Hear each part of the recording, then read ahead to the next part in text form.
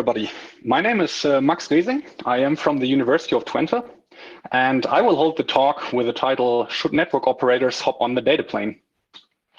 So let me first introduce myself. I am 26 years old. I'm a German student studying in the Netherlands, and I finished my bachelor's in technical computer science at the University of Twente in last summer. And since then, I am in my master's also in computer science with a specialization in data science. And besides my study, I work as a DevOps engineer in part-time. And well, you have probably never heard of my name before. So let me explain how I ended up here.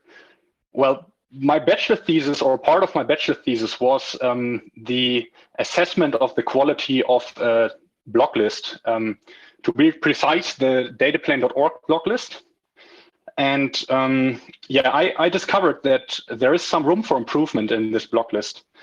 And the operator of this block list is John Christoph. He is also on the program committee of NANOG, or a member of the program committee. And as soon as my paper was published, he contacted me and was like, "Hi Max, I discovered that you're actually found a flaw in my data plane service." And I was like, "Yeah, I found some room for improvement." So he was like, "Okay, can I have your data? I would like to assess this myself." I was like, "Here, go ahead." I sent him a download link for the data. He was basically checking it himself. A few days later, he came back to me and told me, "Yeah, I think you got a point there. There is indeed some room for improvement." And so we stayed in contact. We assessed the data a little bit further. And at some point, he was basically saying, "Yeah, I really like the work that you've produced there. And I don't know, maybe you can consider to submit a talk to NANOG." Well, you know, I've never talked at a conference before. So I was like, "Yeah, well, let's go for NANOG. It's a decent first conference, I guess." So yeah, I submitted my talk. It was accepted, and here I am. But let's start with the actual talk. So I'll first go through the background. I think most of you should be familiar with internet scanners. For those of you who aren't, I'll quickly explain it. So an internet scanner is basically a piece of software that scans a certain IP range for hosts which are online. And as soon as it discovers a host which is online, it tries to automatically break into this host by, for instance, exploiting common username and password combinations on the SSH service running on a host. And this kind of bears a risk for intrusion. And you as network operators, you can basically mitigate the risk of such an intrusion by integrating so-called IP block lists in your firewall. So an IP block list is basically a list of IP addresses where someone has identified this IP address as the origin of internet scanning. And you like when your firewall receives any request from one of those IP addresses, then you can be pretty sure it is a malicious request. So your firewall can just block it or not answer it. And as a cloudless provider, you have an interest to provide an accurate or a complete list of scanner IP addresses in your block list. And thus, you try to achieve global diversity. So you basically set up a sensor infrastructure which is globally distributed to find as many scanner IPs as possible. And the rise of cloud providers made this easy as a blockless provider. So you can easily set up honeypots all over the world by using cloud services. And this brings me to my hypothesis. So I was asking myself that my hypothesis was that global diversity is insufficient to detect all scanners if your entire sensor infrastructure is purely cloud-based. So what does this actually mean? This actually means that my assumption is that some scanners do not target cloud networks. So some scanners specifically target certain hosts in certain networks. So basically, they only attack residential area networks or only attack ISP infrastructure. So this is what I want to investigate. And the goal of my work was basically to track scanners of different kinds of networks and compare the origins of the scanning activity. So are the same scanners actually targeting hosts in residential area networks as well as in cloud infrastructure, for instance? And this should ultimately answer the question if the type of the network is relevant to identify different scanners. So to sum it up, if you're a block list provider, where do you need to place your honeypots to find as many scanners as possible? Well, to investigate this, I was in need of an infrastructure, of the sensor infrastructure myself. So yeah, I set one up. And what I did, I set up 11 honeypots in 3 different kinds of networks. So 3 networks with different characteristics. I was operating 3 honeypots on the university campus network of the University of Twente. I was operating 4 honeypots in residential areas, specifically in the homes of some of my friends. And I was also operating 4 honeypots in cloud infrastructure to have some baseline of data to compare my findings to, or to compare the scanning activity to. And I was using 3 particular cloud service provider, DigitalOcean, Hetzner, and MyVPS. And all of these honeypots, all of these 11 honeypots were logging the data to a central database server. And the database server was just basically reading the logs from each of the honeypots and inserting it into the database. So it was parsing the log files and inserting it into the database. And to also assess the quality of the dataplane.org block list, as previously said, I was also in need of the data that was on the data feeds on dataplane.org. So on Dataplane or Dataplane, the data feeds on Dataplane are updated once every hour. So this was also the time frame I have used for myself. What I did, I set up a cron job, which was downloading the data feeds once every hour. And also this data was imported into the database. And then based on this resulting database, I performed my evaluation. So how did a honeypot, or what are the requirements for a honeypot in my work? A honeypot needs to be available for 2 weeks within May 2021. So my logging period was set from the 17th to the 30th of May.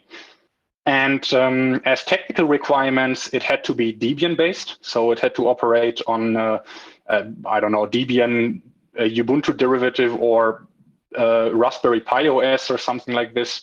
And this was necessary because I was familiar with the OS, and also I was in need of regular services like the OpenSSH service and the Telnet service. So these 2 were also operating on each of the honeypots. And then furthermore, I wanted to investigate VNC scanning activity as well. However, since my honeypots were running without a graphical user interface, and VNC is a graphical protocol, I kind of need an exotic implementation, and I found VNC term to be found on GitHub.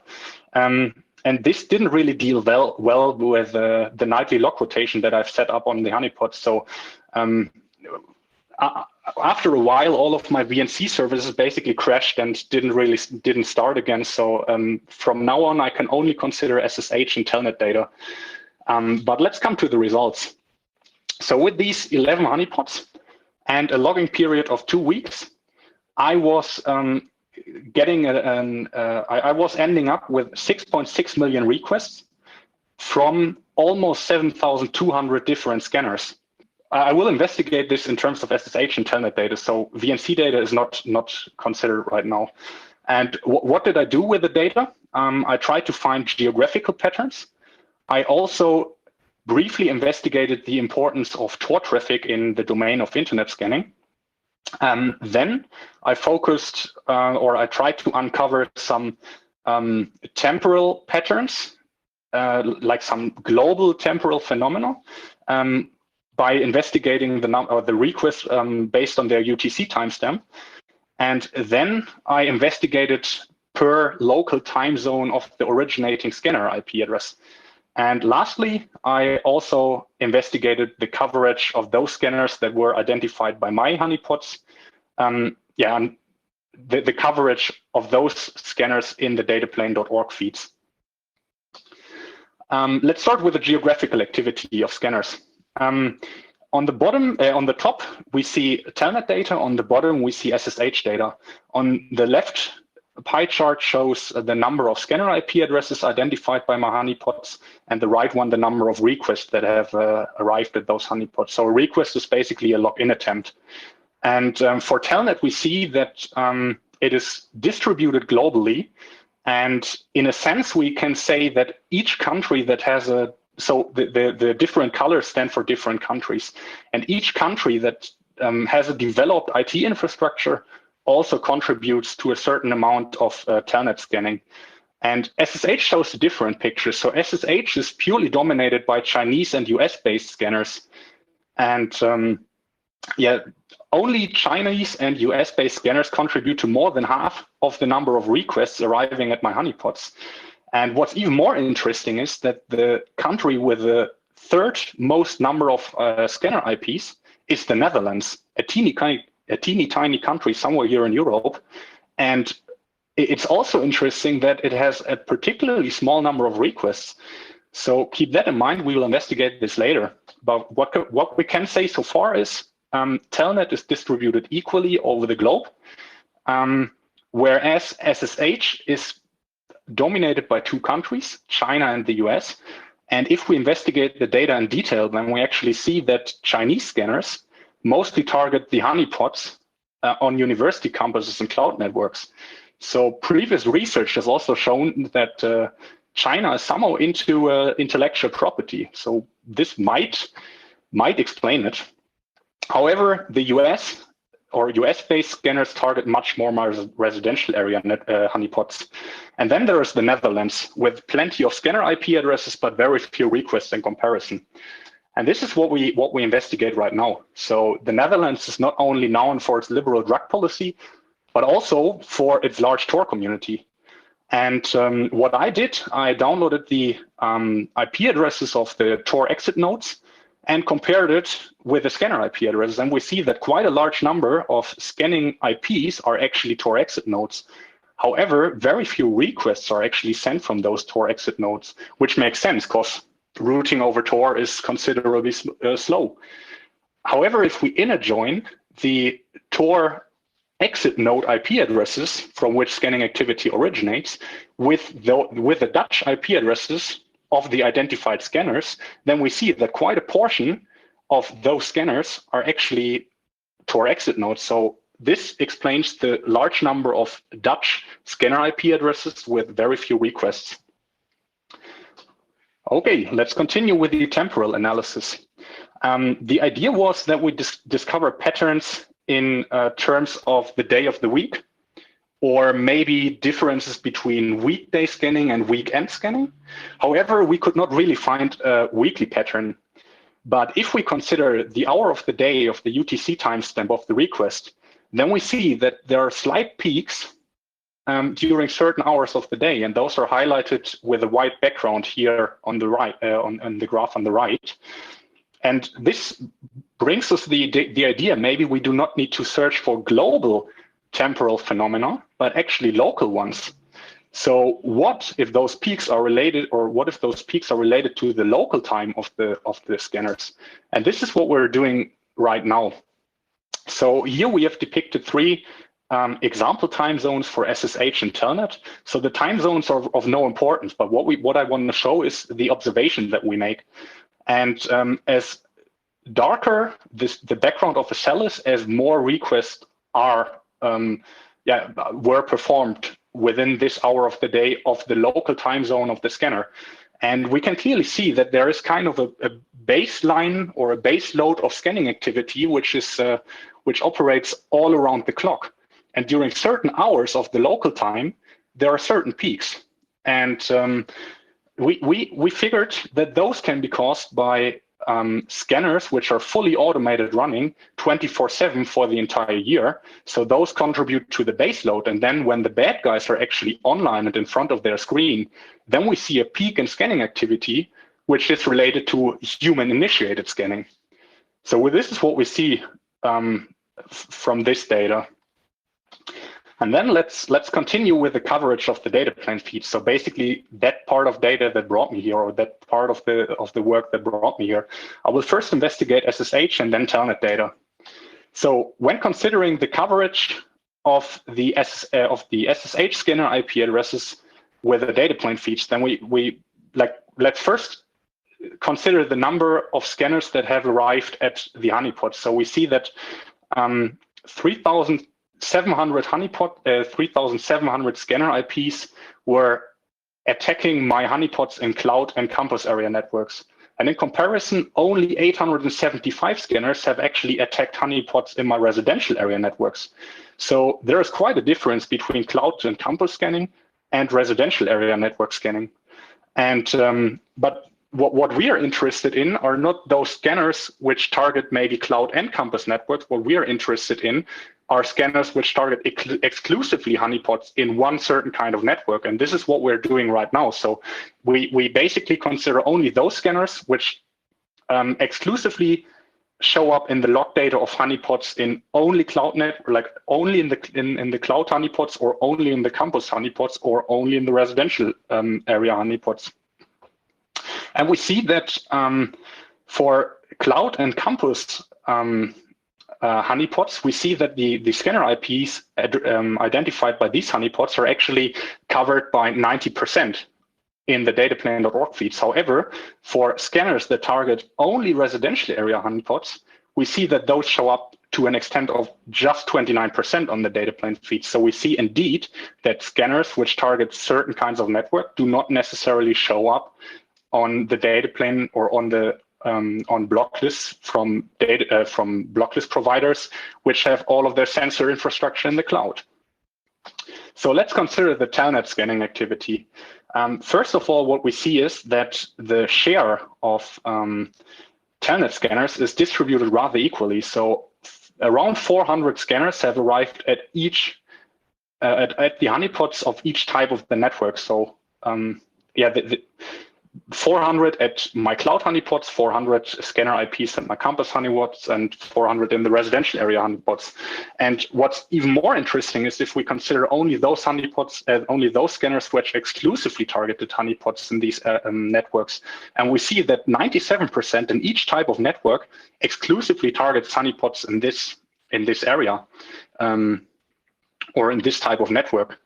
And what's also interesting is that the coverage of those honeypots on the dataplane.org feeds ranges from 7 to 15%, which is much, much smaller in comparison to the SSH scanner IPs.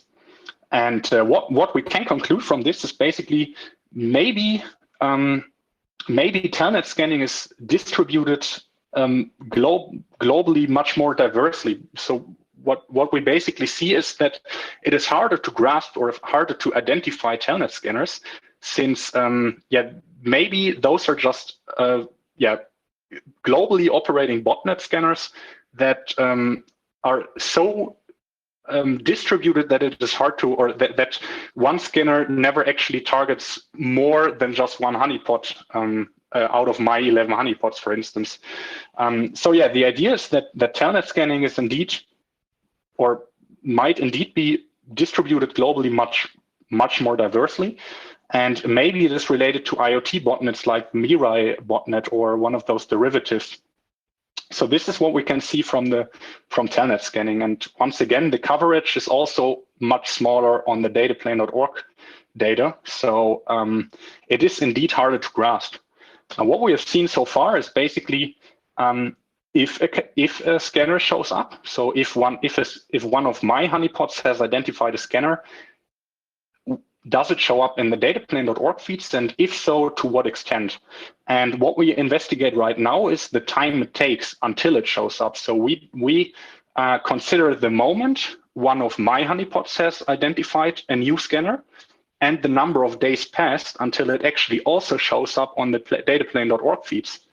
And what we see is that indeed, within the first 12 to 48 hours, the vast majority of SSH scanners also show up on the dataplane.org feeds, which is actually quite a great result. So whenever a scanner attacks a honeypot, or whenever a scanner attacks a host, it might most likely show up within the next 48 hours on the dataplane.org feeds.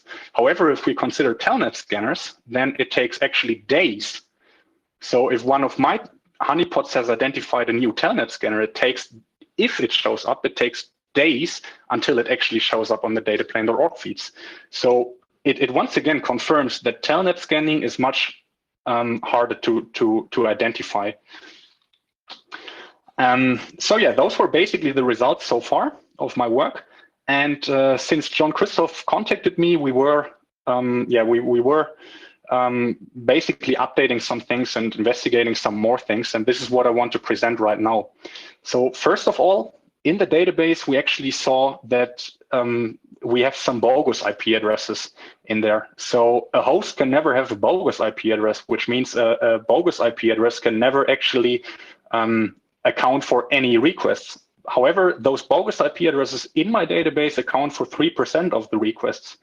And well, we had to investigate it, and we actually discovered that some of my honeypots, or the telnet D service on some of my honeypots, was configured such that it actually locked the reverse DNS entry instead of its IP address.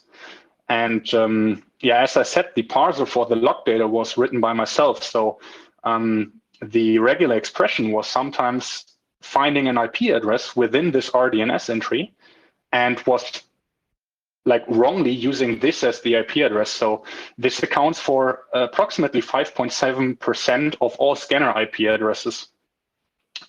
So this is one of the one weakness of the data set. And then further, we compared, like, after John Christoph contacted me, we actually investigated a little bit more what happens on the data plane side. And as I said, my logging period was for 2 weeks within May 2021, and he extended this time frame by 1 week earlier up to 1 week later. So we ended up with a total period or total time frame of 4 weeks. And he was basically considering the historical data of the data plane feeds for 4 weeks. And within these 4 weeks, we saw that data plane or the data plane feeds have identified almost 100,000 different scanning IP addresses. And in comparison, my honeypots have, within 2 weeks, have identified 7,400 IPs. However, still not in the dataplane.org feeds were 1,900 IP addresses. And John Christoph argues, well, I have 100,000 scanner IP addresses, and you only found 2,000 which did not show up. So it's basically less than 2%. And I was saying, well, you have 300 honeypots. I have just 11, and I already discovered 1,900 not in your feed. So what would we actually have if I have 300 honeypots? However, I leave the judgment to yourself. But yeah, so this is basically the comparison to the data plane feeds.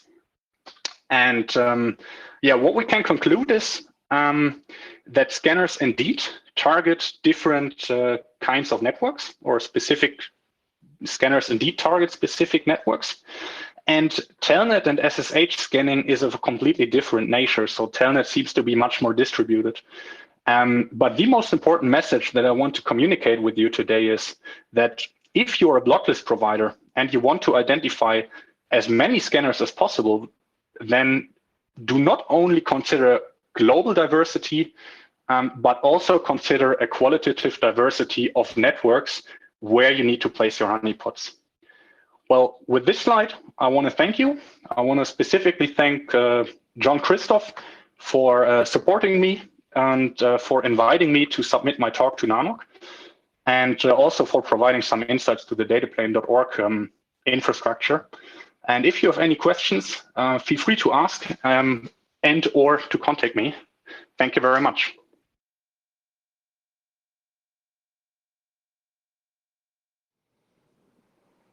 Oh, we got one online here from Gus.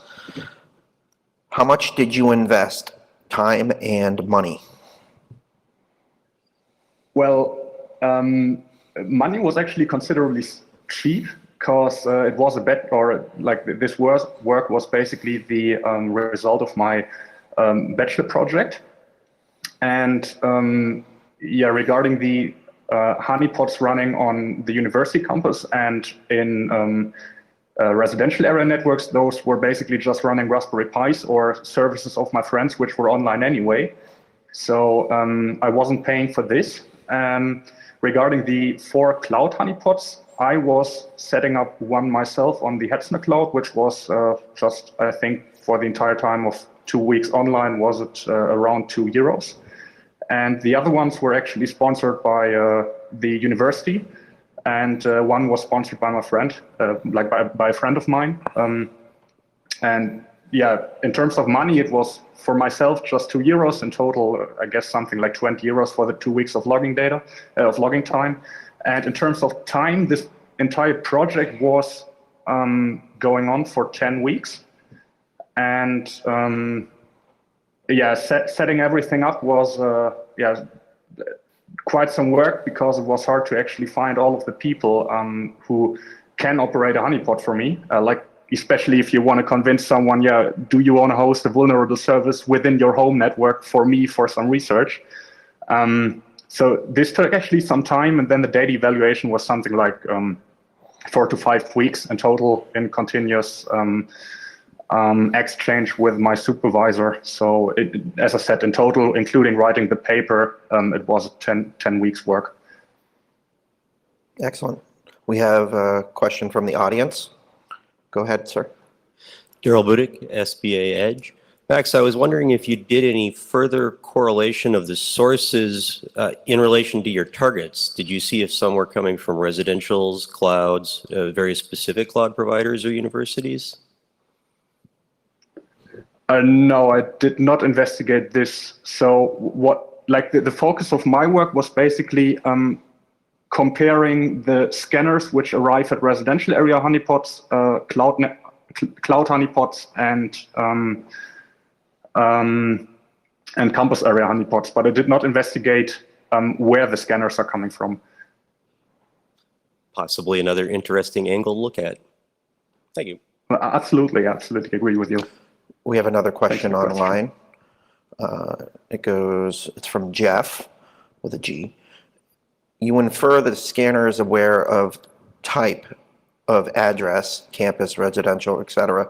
Have you compared the data against the broad range of honeypots that allow a larger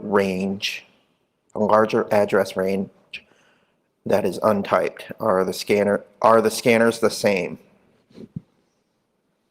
No, I also didn't investigate this. So there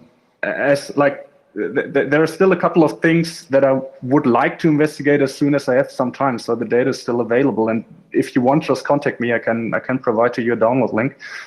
So what I actually did is I was only considering the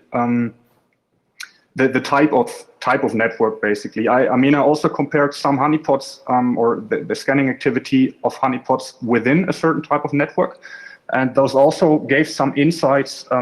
But yeah, those results are all on paper.